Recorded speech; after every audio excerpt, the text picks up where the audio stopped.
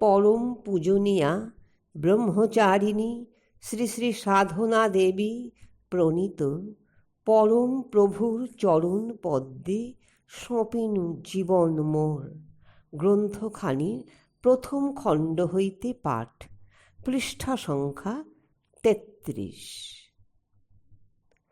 পরম পূজনীয়া ব্রহ্মচারিণী শ্রী শ্রী সাধনা দেবী বলিলেন, একদিন সন্ধ্যায় জপে বসিয়া ঘুমাইয়া পড়িয়াছি ঠাকুর ঘরে। বাবামণি রওনা হইয়া যাওয়ায় আমার কিছুই ভালো লাগিত না।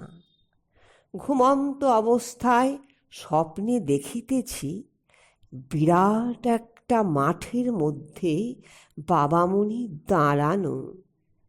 মা কালী আসিতেছেন আর তাহার সঙ্গে মিশিয়া যাইতেছেন।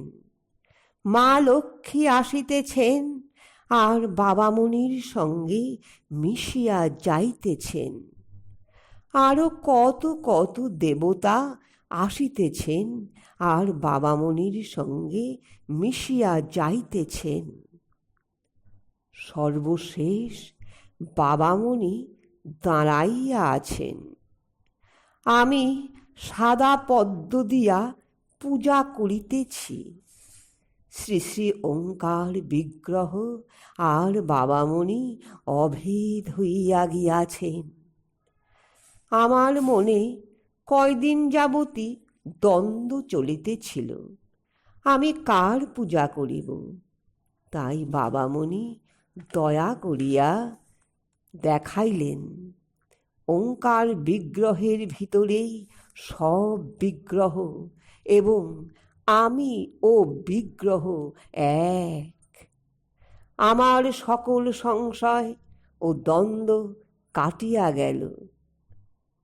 তাই আমি সকলকেই বলিয়াছি এবং বলিতেছি, বাবামণি আর শ্রী বিগ্রহ এক ও অভিন্ন।